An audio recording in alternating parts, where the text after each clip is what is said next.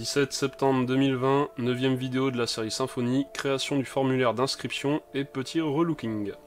Donc dans la précédente vidéo, nous avions créé une commande pour nous faciliter la vie pendant le développement vis-à-vis des fixtures et des modifications de la base de données. Nous avions modifié les fixtures et nous avions modifié l'entité user en lui rajoutant pas mal de propriétés. On avait également modifié le fichier phpstan.neon vis-à-vis des règles, enfin des erreurs à ignorer. Maintenant, on va vouloir créer donc notre formulaire d'inscription qui va nous permettre de créer des nouveaux utilisateurs. Donc pour ce faire, je vais taper Symfony console dans un premier temps.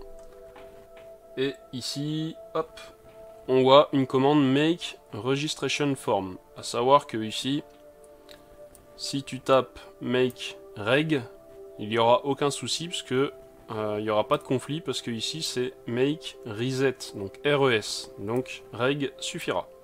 Et donc ceci va nous créer, cette commande va nous créer tout le système de registration, ok? Donc on revient là, Symfony console make reg. Là, qu'est-ce qu'il te dit? Il te dit que si tu veux utiliser cette commande, il va te falloir installer deux composants. Le composant form et le composant validator. Si on vient voir les recettes, form, alias form, package details, on voit qu'il a besoin de toutes ces dépendances, ok? Et si on vient voir validator, donc il y a deux alias, soit validation, soit validator. On vient voir les package details, et donc il a besoin de ces dépendances-là. Donc en gros, si jamais tu as plus que deux dépendances installées ici, c'est normal, comme on dit depuis le début. Donc composer rec form validator.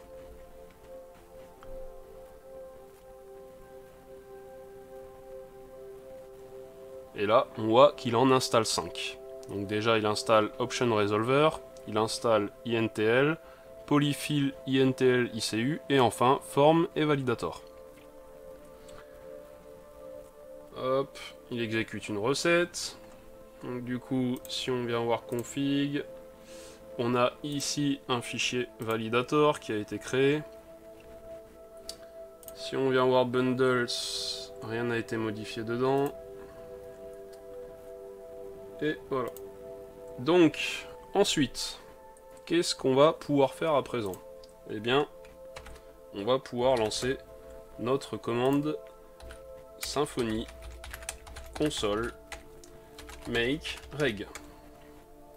Donc là, qu'est-ce qu'il te dit? Il te dit, est-ce que tu veux rajouter une annotation unique entity sur ta classe user pour être sûr que tu n'aies pas de compte dupliqué?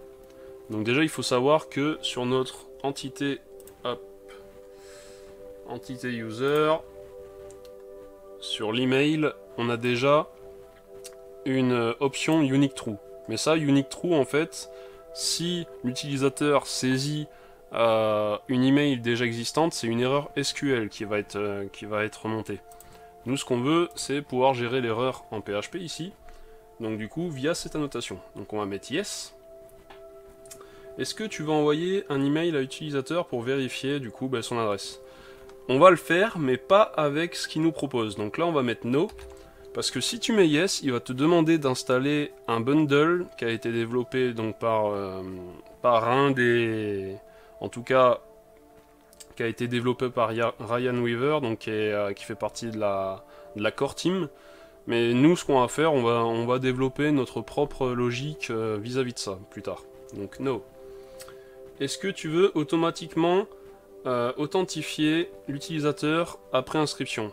No, parce que nous, on va vouloir que son compte soit vérifié pour pouvoir se loguer. Pour rappel, dans la précédente vidéo, j'ai parlé de User Checker. Donc User Checker, c'est une classe qu'on va pareil implémenter qui nous permettra de checker lors de l'authentification si l'utilisateur a un compte vérifié ou non. Donc on le verra dans les prochaines vidéos. Mais là, je mets non, parce que je ne souhaite pas authentifier automatiquement. Vers quelle route veux-tu rediriger après inscription? Donc pour l'instant, nous, on va mettre du coup AppHome, donc le choix 12. Donc là, qu'est-ce qu'il nous a fait? Il nous a mis à jour l'entité user, donc ça c'est vis-à-vis de la notation unique entity. La question ici, là, qu'on a répondu yes, ici, là. Il nous a créé un registration form type, il nous a créé un registration controller et un template register.html.twig. Donc on va aller voir user, et ici on a une annotation unique entity, donc qui est placée sur le champ email. Là on a déjà notre unique true, et là there is already an account with this email. Donc ici on va mettre impossible de créer un compte utilisateur avec cet email. On va pas préciser plus que ça. Donc voilà, on est bon pour notre entité user. Donc qu'est-ce que ça avait modifié d'autre? Ça nous a créé un registration form type. Donc si on vient le voir, dans form, ce dossier n'existait pas, donc form, registration form type.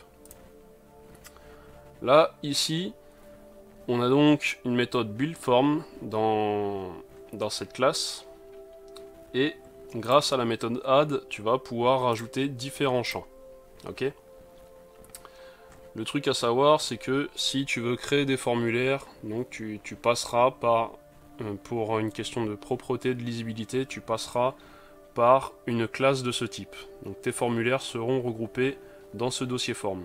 Parce que tu peux très bien créer un formulaire dans un contrôleur, mais il faut essayer de scinder au maximum la logique. Le contrôleur doit rester le plus propre possible. Donc là, il fait le lien directement, grâce à Doctrine, il sait directement de quel type de champ, il a besoin. Là, pour ces deux champs-là, il ne fait pas le lien parce que ces champs ne sont pas présents dans mon entité user. C'est des champs qui sont non mappés, on appelle ça non mappé. Donc c'est quand tu veux rajouter un champ, qui n'est pas présent donc dans ton entité, tu dois mettre mapped false. Donc ici agreeTerm, on va le laisser ainsi. Je vais voir un peu ce que j'ai fait moi. Ce que je vais faire, tu sais quoi, on va même pas se prendre la tête. Je vais copier, parce que c'est assez long. Donc là, je viens de copier mon registration form type. Donc du coup, pour l'email, ici je lui spécifie moi-même. J'aime bien moi voir directement, certes, Doctrine, enfin il va faire le lien avec Doctrine, mais moi j'aime bien savoir directement le type de mon champ. Sachant que tu peux bien sûr override le type du champ qui était censé être mis de base pour en mettre un autre, ok? Donc là, ça aurait été un email type hein, dans tous les cas, mais je le spécifie. Ici, je mets le label, donc ce qui sera visible, donc comme nom de label, email. Je mets un attribut autofocus. Quand je vais me rendre donc du coup sur ma page, je veux que ce champ email ait le focus, donc c'est-à-dire que le curseur soit dedans. Ensuite, j'ai un champ password. Donc password, c'est le même, c'est le nom de ma propriété que j'ai dans mon entité. Eux, ils avaient mis plain password, parce que tu pourrais très bien avoir une propriété plain password dans ton entité. Moi, c'est password. Je lui ai mis un champ de type repeated type, parce que il va falloir que l'option 1, donc c'est-à-dire le champ numéro 1, ait la même valeur que le champ numéro 2. Si ce n'est pas le cas, le formulaire ne sera pas valide, donc ne sera pas soumis. Enfin, il ne passera pas la condition que l'on verra dans le contrôleur. Si c'est invalide, je vais afficher le texte suivant. Les mots de passe saisis ne correspondent pas. Le type de ce champ qui sera répété, ce sera un password type. Je veux que l'utilisateur tape 2 fois son mot de passe pour être sûr qu'il ne se trompe pas de mot de passe. Required, je le mets à true, donc ce champ est obligatoire. Je l'ai pas mis sur email. Hop. On va le rajouter là. L'email aussi est obligatoire. Donc la première option, le label, ça va être mot de passe. Là, dans label attribute, donc c'est les attributs de ton label, hein, comme la clé l'indique. Donc je vais lui rajouter un title. Pour des raisons de sécurité, votre mot de passe doit contenir au minimum 12 caractères, dont une lettre majuscule, une lettre minuscule, un chiffre et un caractère spécial dans un ordre aléatoire. Ok? Là, les attributs de mon input lui-même, donc je lui rajoute un pattern. Donc là, c'est une expression régulière qui fait que, donc j'en parle déjà dans mes vidéos JavaScript, hein, si t'as déjà eu l'occasion de regarder mes vidéos JavaScript. Mais en gros, l'idée c'est quoi? On va vérifier si le mot de passe contient au moins une lettre minuscule avec ou sans diacritics, une lettre majuscule avec ou sans diacritics, un nombre, donc un chiffre de 0 à 9, et enfin un caractère qui ne figure pas dans ces trois cas-là, donc un caractère spécial. On va dire également que l'on veut 12 caractères minimum, et ici, plus, du coup ça ira jusqu'à 255. Hein. Sachant que personne met un mot de passe de 255 caractères quand même, enfin j'imagine. On remet le title qui est identique au label, donc on le met pour le champ. Max length 255 caractères pour le champ. Ensuite, là c'est mon deuxième champ, donc son label c'est confirmer le mot de passe. Ici, je mets le même title.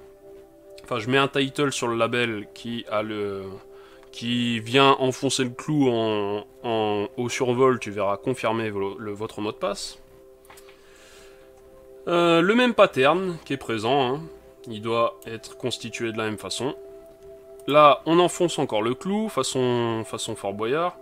Et le max length à 255 caractères également. Ok. Donc là... Hop, si besoin, tu mets sur pause hein, quand tu regardes la vidéo pour copier exactement la même chose si tu veux ce pattern là. Après, tu peux bien entendu modifier les choses à ta guise. Là, je te montre, moi, là, comme je fais pour ce court tutoriel, je sais pas comment appeler ça. Et après, toi, tu peux modifier les choses à ta guise. Hein. Donc là, hop, je vais mettre comme ça.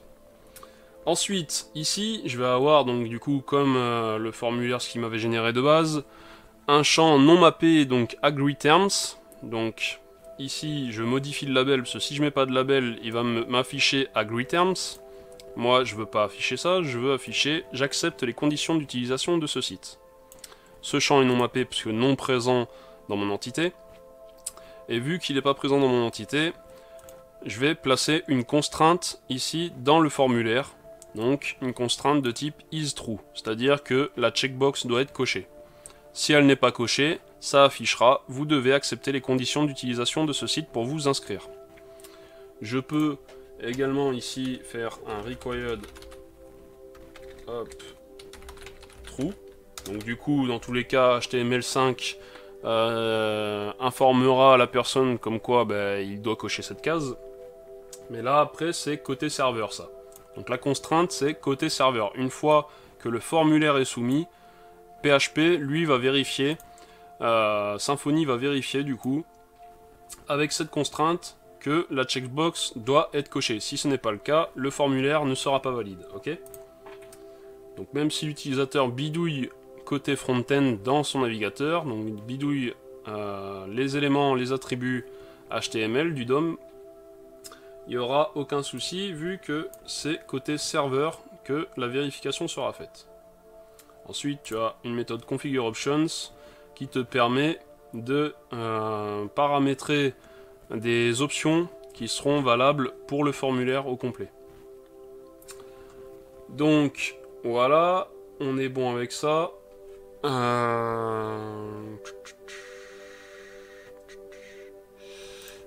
J'essaie d'aligner un peu. Hop, tac.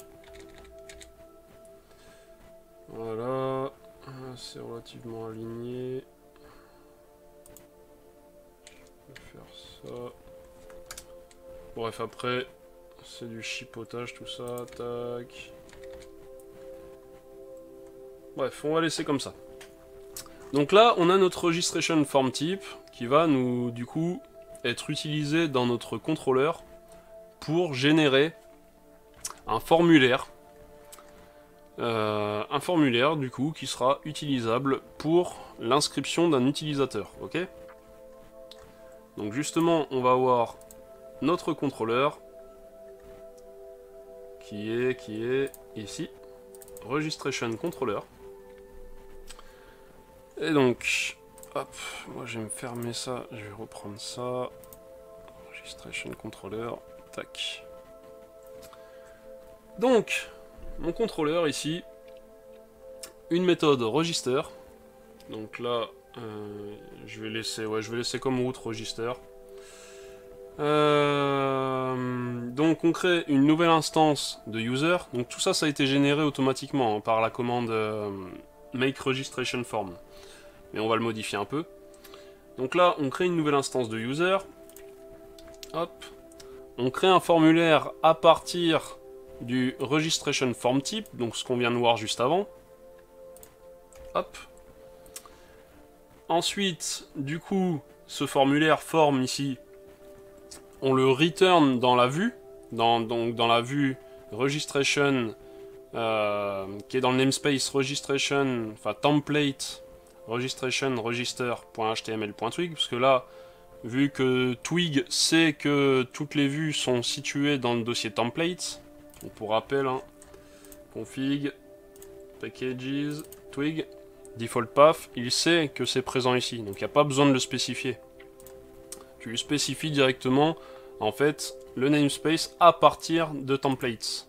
Donc ici, registration et register.html.twig, ok? Hop.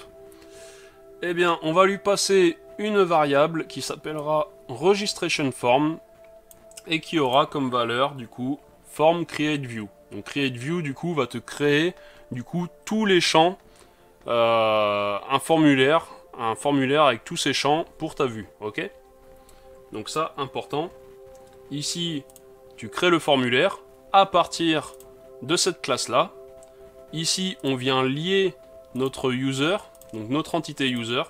On vient le lier ici pour que, en fait, les champs soient liés à notre entité user, à notre instance de user, ok? Donc comme ça nous permettra de vérifier, notamment par exemple avec les contraintes, de vérifier des contraintes qu'on va définir dans l'entité, si les champs, les valeurs fournies dans les champs sont bonnes ou pas, parce que du coup, si elles ne sont pas bonnes, on ne passera pas cette condition-là, ok? Mais avant cette condition-là, il va falloir handle la request. C'est-à-dire que le formulaire, il va capter la request ici.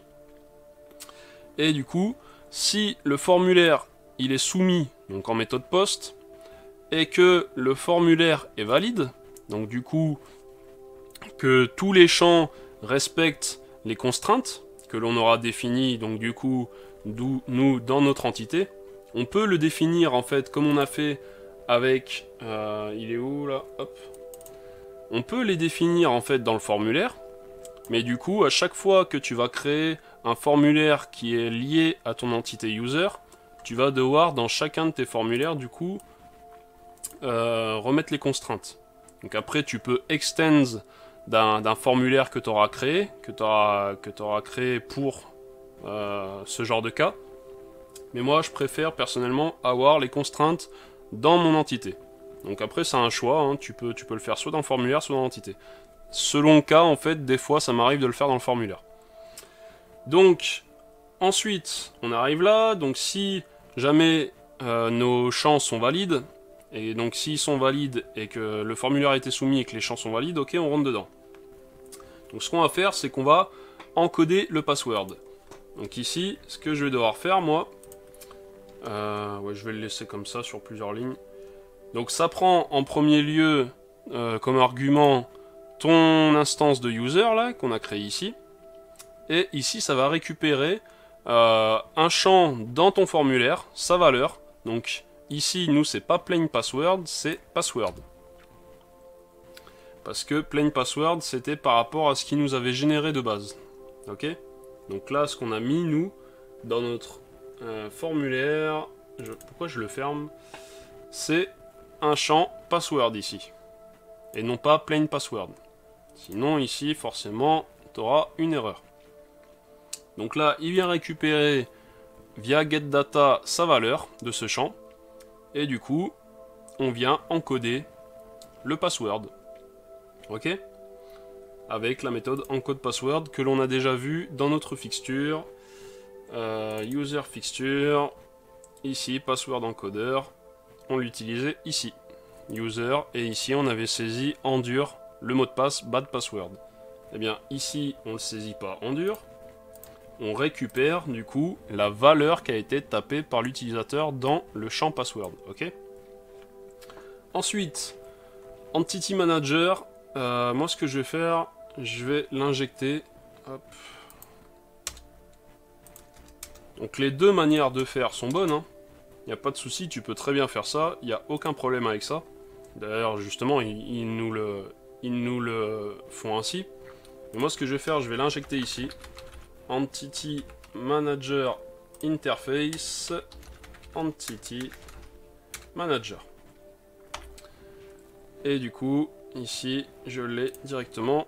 Hop, j'enlève cette ligne. Donc, on vient persister l'user, parce que, comme je t'ai dit, je te l'ai rabâché, ici, tu as le mot-clé devant cette classe user, donc tu as le mot-clé new, donc forcément, tu as un mot-clé persiste qui apparaît après, ok? Donc, la méthode persiste. Ensuite, on vient flush, donc pour exécuter la requête SQL. Et ensuite, on redirige vers app-home, donc notre page qui renvoie du JSON, ok? Donc nous, ce qu'on veut faire également, c'est qu'on a un champ, donc dans notre entité user, on a un champ registration token. Donc ça, il est nullable, ok, mais nous, lors de l'inscription, on veut avoir une valeur dans ce champ, ok. Donc du coup, on va venir ici et on va injecter le token generator interface. Donc le T, est-ce qu'il est avant le U? Attends, OPQR, STU, donc hop, je me le mets là. Token Generator Interface. Et ici, je vais l'appeler Token Generator. Donc, ici, je fais appel à la Token Generator Interface. Ok? Je vais pouvoir... Du coup, si mon form est soumis, je vais pouvoir ici créer un registration token. Ça va être équivalent à quoi? Ça va être équivalent à token generator generate token. Hop. Donc là, ça va me générer un token. Et du coup, je vais pouvoir faire user set registration token, et du coup je vais lui balancer mon registration token tout simplement. Donc là ce qu'on peut se faire à la rigueur, c'est que ça on va venir directement se le mettre là, vu qu'on l'utilise qu'une seule fois, on se le met ici, ça nous supprime une variable. Ensuite ici ce qu'on va faire, on va monter ça à ce niveau là, ok. Et là, on va supprimer user, puisqu'on utilise les méthodes fluent. Hop. Et comme ça, là, on est pas mal. Là, ça me dérange un peu leur mise en... Je vais le mettre en one line. Hop. Tac. Tac.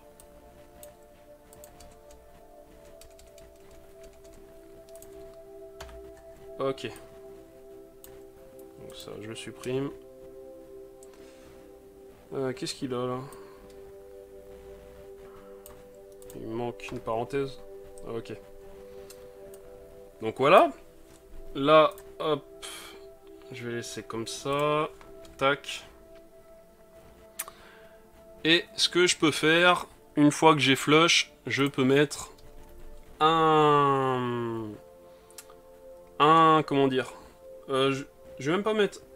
je vais rediriger, même pas vers app home, mais plutôt app login, tiens. Et ici, ce que je vais faire, je vais mettre un message, donc un add flash, 10, add flash. Donc ça va rajouter un message en session qui sera affiché à l'utilisateur. Donc ici, je vais mettre une clé success et votre compte utilisateur a bien été créé. Vérifiez vos emails pour l'activer. Donc là, ouais, enfin vérifiez vos emails pour l'activer. Non, je vais pas le rajouter pour l'instant parce qu'on va pas le faire dans cette vidéo là. Je vais scinder parce que sinon j'aurai pas le temps. Donc success, voilà. Donc j'afficherai un message à l'utilisateur sur la page où il aura été redirigé, ok? Donc là, tu peux voir ici que en fait, on fait juste set registration token et set password. Tu ne vois pas de set email. Qu'est-ce qu'il y a dans le registration form type? Enfin, il y a juste, tu ne vois pas de set email.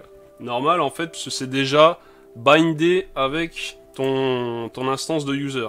Ici, là, vu que tu le bind au formulaire, t'as pas besoin en fait de lui spécifier cet email, ok? Et là, le set password, on vient écraser pour pouvoir mettre à la place un password encodé et non pas, enfin un password haché et non pas un password en clair, ok?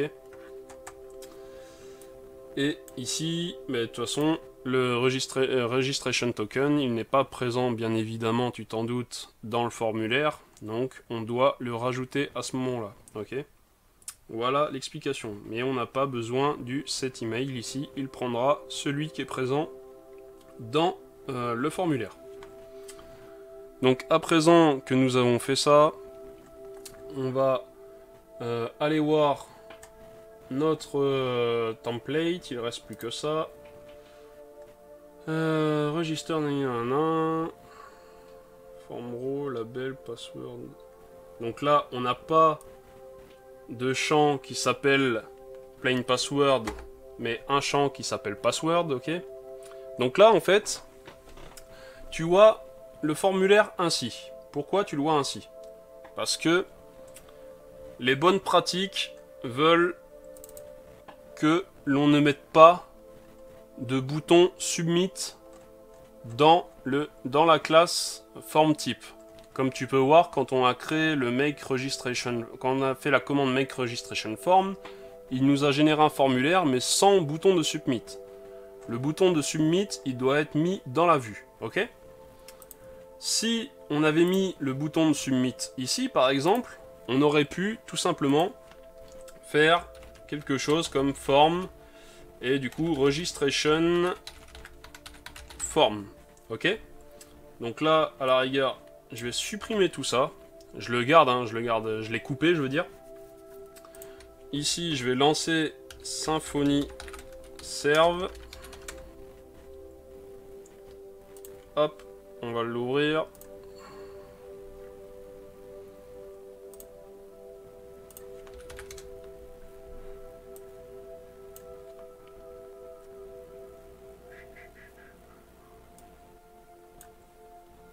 Ouais, quand tu veux, qu'est-ce qui se passe? Ok. Et on va aller sur la route Registration. Non, c'est pas Registration, comment il s'appelle? Contrôleur. Register. Autant pour moi, Register. Et donc voilà le type de formulaire qu'on obtient. Et tu vois ici que nous n'avons pas de bouton submit, mais notre vue ici, le fait de mettre form registration form ici, nous permet d'afficher du coup notre formulaire, aucun souci. Par contre, on ne peut du coup de ce fait rien custom de la sorte. Là, par exemple, si je veux rajouter un bouton, ben, je peux pas. Je suis embêté parce que là, si je rajoute un bouton ici, button type égale submit, validé, j'actualise, je viens inspecter l'élément, je viens là, body, et qu'est-ce que je vois? J'ai mon formulaire, ok, qui a donc une div dedans, registration form, avec plusieurs divs, ok, mais mon bouton type submit est en dehors de mon formulaire, donc là il sert à rien. Il va pas valider mon formulaire, ok. Donc là, si tu veux du coup pouvoir rajouter un bouton et même styliser chacun de tes champs, il va falloir du coup ici laisser ainsi et là utiliser donc les balises hop, form start. Donc tu lui places le nom de la variable qui contient ton formulaire, la vue de ton formulaire, et ensuite form row va contenir le label, le champ ainsi que les éventuelles erreurs. Ça va contenir tout un paquet, donc on verra peut-être ça plus tard, je verrai peut-être ça plus tard de façon plus poussée dans une autre vidéo. Et donc là on va avoir donc pour chaque champ, donc email, password, donc là je n'ai pas besoin hop, de ceci là, agree terms, donc ma checkbox à cocher. Et ici, je peux rajouter donc du coup mon bouton type submit. Donc là, il a une classe BTN, on va lui mettre. De toute façon, pour l'instant, on n'a pas. Les classes ne nous servent pas à grand chose, on n'a pas de CSS dans notre projet. Donc register, on va mettre validé. Et ici à la fin, donc form end pour fermer du coup la balise de ton formulaire, ok? Donc hop, on va se faire ça ainsi, tac. Et maintenant, et ici là, c'est les éventuels messages que tu auras, eh bien ils seront affichés du coup dans cette div là. Donc là, le flash error, c'est les fameux messages que tu auras en cas d'erreur. Maintenant, si je viens ici et que j'actualise, donc j'ai validé et j'ai mon formulaire, ok? Donc là, ce que je vais faire, comme tout à l'heure, je vais copier, hop, mon template, je vais venir là, je prends tout ça et je le remplace. Donc il n'y a pas grand chose qui a changé. Ici, j'ai changé le bloc title, donc ça, c'est bien sûr le title qui s'affiche dans l'onglet de ton navigateur. Donc ça, très important, de bien les sélectionner pour le SEO et compagnie. Là, c'est pas la question, on s'en fiche, c'est pas le cas, c'est pas la question. Ici, j'ai un H1, créer un compte utilisateur. J'ai mon form start. Hop, ici, je vais mettre une indentation. Mes différents champs. Mon bouton type submit avec une classe BTN primary. Donc ça va être pour une classe bootstrap. Et un bouton, enfin un intitulé s'inscrire pour le bouton, ok? J'ai mis tout ça dans une balise main qui a la classe container, donc du coup pareil, classe bootstrap, text center classe bootstrap et mt5 classe bootstrap. Donc là ici, on va pas s'amuser avec du design, hein. On va vraiment se faciliter la vie avec bootstrap. Donc j'ai fait ça, je vais également aller modifier mon template de login. Donc si je viens sur la route login, j'ai ça actuellement. Donc moi je vais venir modifier, je prends tout ça, boum, je viens là, boum, et je mets ça. Donc là le template de login, le formulaire n'a pas été généré via un form type, hein. On l'avait généré en dur avec nos propres tags. Donc là du coup, enfin ça avait été généré, excuse-moi, je dis des bêtises, c'est pas nous qui l'avions fait, c'était lors de la création du guard. Donc là moi ce que j'ai fait c'est que j'ai créé mon propre formulaire, donc ça c'est pas important, tu peux le faire comme tu veux. Donc j'ai mis une balise main. Ici pareil on a les messages en cas d'erreur. Ici on va avoir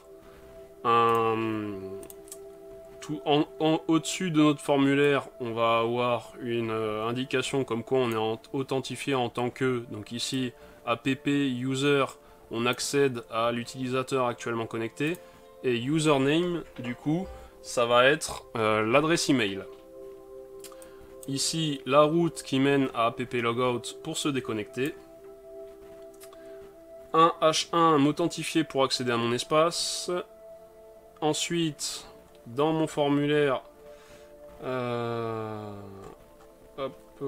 donc dans mon formulaire, j'ai des sections, j'ai une section d'ailleurs row qui me permet du coup, qui me permettra, grâce à Bootstrap, de mettre mes deux champs sur la même rangée. Donc qui auront une comment dire, qui occuperont, chacun des champs occupera 50% de l'espace disponible. Ok. Ici on retrouve donc, je vais pas en reparler, j'en ai déjà parlé dans les précédents, mais du coup la petite particularité c'est qu'au lieu d'utiliser des divs, moi j'utilise des field sets. C'est donc clairement un élément HTML sémantique pour englober un label et un input typiquement, alors que de base ils te mettent des divs. Donc moi j'ai horreur de ça. Si je vois label input, moi c'est direct field set, c'est pas div. Div, tu ne l'utilises que quand tu as épuisé le stock de choix, genre qu'il n'y a rien d'autre qui est disponible pour ce que tu veux faire, alors tu utilises div et span. Mais si tu as d'autres solutions, tu utilises la solution adéquate. Ici pour l'instant, je le laisse en commentaire, ça sera pour l'option se souvenir de moi. Donc on le fera plus tard. Ok. Donc voilà pour le template. Après voilà, ça tu le fais un peu à ta sauce comme tu veux. À partir du moment que tu as bien les champs de base qu'il y avait, tu les laisses quoi. C'est le CSS, la mise en forme que toi après tu viens modifier. Donc hop, login, tac. Et donc il nous reste dans cette première étape là à rajouter du coup le CSS. Donc du coup le CSS, on a dit Bootstrap.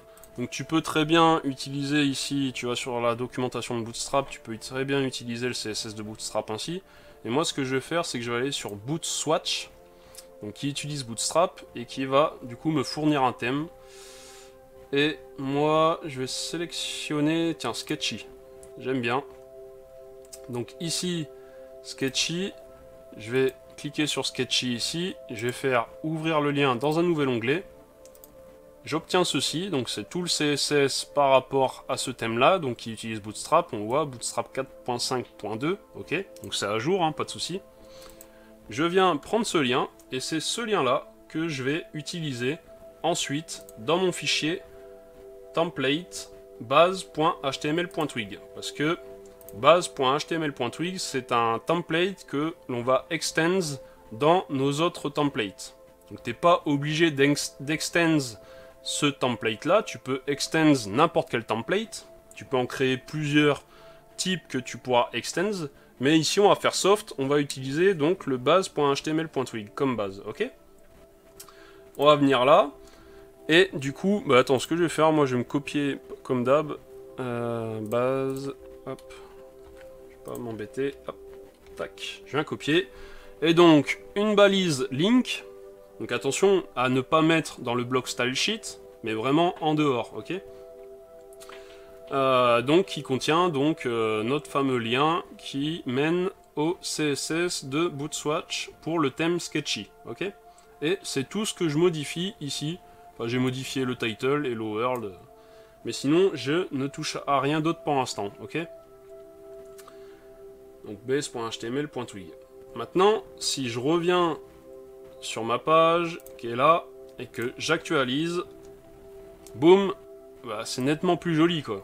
On se retrouve du coup avec un thème au lieu de nos champs HTML dégueulasses qu'on avait à la base. Donc voilà, si je viens sur Register, c'est pareil, on a ceci. Par contre, tu vois que on a un problème là de mise en page. C'est pas dingue. Parce que là, en fait, ça n'utilise pas les classes Bootstrap sur les formulaires, par contre. C'est-à-dire que le formulaire, hop, register HTML, ici, on lui a spécifié aucune classe. Donc on pourrait très bien lui spécifier des classes, soit en lui rajoutant des options ici, donc avec les accolades pour un tableau d'options dans le Twig, soit lui rajouter des options, donc moi c'est ce que je préfère, les rajouter dans le registration form type, parce que au moins si jamais tu travailles avec un développeur front-end qui connaît pas grand chose à Twig et compagnie, t'évites de lui polluer au maximum le fichier Twig, déjà que c'est quand même assez pollué visuellement, mais t'évites au maximum de lui polluer, et ainsi lui il évitera de défoncer ton travail. Donc du coup en le faisant dans la classe registration form type, il ne pourra pas toucher aux attributs et aux classes et compagnie que l'on aura placés ici. Donc voilà, c'est un choix personnel, tu peux le faire dans la vue, il n'y a aucun souci, c'est au choix. Moi je le fais très généralement dans le form type, ok? Mais là, on va pas faire ainsi. Nous, ce qu'on voudrait, c'est que ça soit rajouté, les classes Bootstrap sur nos formulaires soient rajoutées automatiquement sans avoir à y penser à chaque fois. Donc pour ce faire, on va se rendre dans le fichier twig.yml ici, et on va mettre une clé form temps. Et ici, on va faire un saut de ligne, on va mettre un tiret, et on va spécifier bootstrap cat layout.html.twig.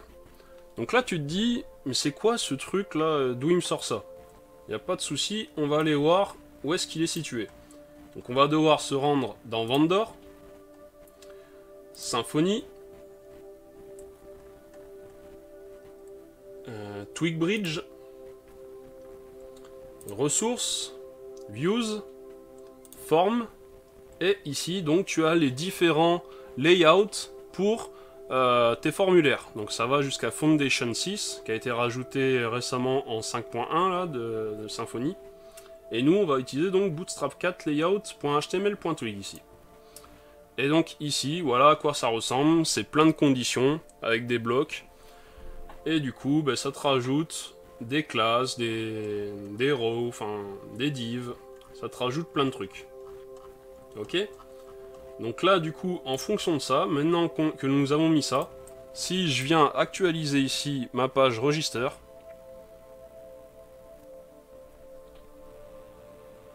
quand tu veux, boum, tu vois qu'ici, on a une mise en page correcte sur notre formulaire. Si on vient voir, du coup, body, main, form, on voit que à chaque fois, la classe form group a été rajoutée sur chacune de nos divs. Hop. Sauf que ici, comme je t'ai dit, la div, elle contient quoi là? Elle contient un label, un input. Celle-ci, elle contient quoi? Un label, un input. En gros, c'est pas du tout sémantique div. Donc moi, je vais vouloir modifier ça. Donc comment on va faire ça? Eh bien, je vais lui spécifier mon propre form theme. Donc ici, je vais commenter ça.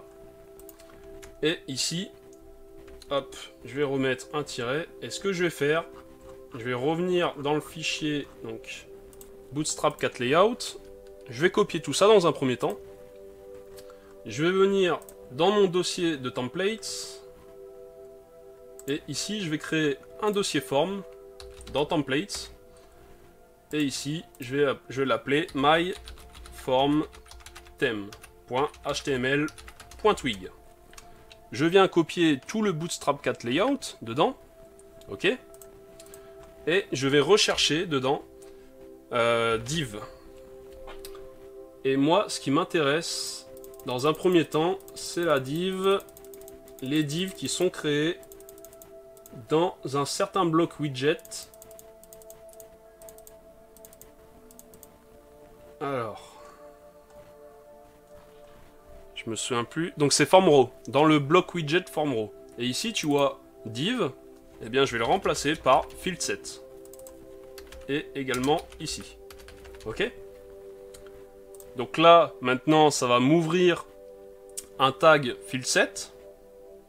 Ça va Ici, me mettre le label, mon widget, donc mon champ, et compagnie, ok?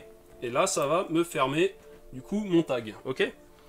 Donc, je ferme ça, et ici, je vais lui spécifier mon form theme, donc qui est présent donc dans templates, hein, il le sait, et je l'ai appelé comment? Form, et c'est le fichier myformtheme.html.twig. Donc je vais l'appeler myformtheme layout. Tac. myformtheme layout.html.twig. Donc du coup maintenant il va sélectionner ce layout là pour mes formulaires au lieu de bootstrap 4 layout.html.twig. Ok? Donc maintenant, ici, tu vois qu'il y a des divs hein, pour chacun des groupes. Si j'actualise... Allez... Si je réouvre, forme, eh bien, qu'est-ce que tu vois maintenant? Tu vois des field sets. Des field sets qui contiennent des labels et des inputs. C'est quand même vachement mieux, quoi. C'est plus logique, plus sémantique. Donc, voilà.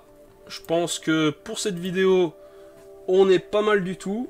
Ce que l'on fera dans la prochaine vidéo, c'est qu'on verra l'ajout de constraintes dans... Je regarde l'heure, 17h21. On rajoutera des constraintes dans les entités. Qu'est-ce qu'on fera d'autre? Est-ce que je me suis mis une note?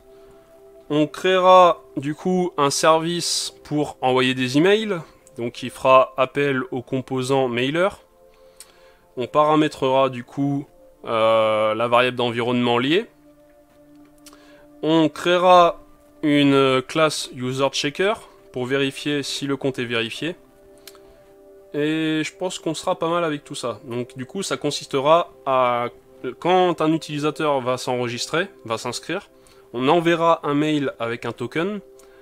Et si l'utilisateur, dans les 24 heures, il clique sur le mail, alors son compte sera activé. Sinon, bah, au-delà de 24 heures, il n'aura plus qu'à se réinscrire. Ok? Donc, on verra ça dans les prochaines vidéos. Allez, tchuss!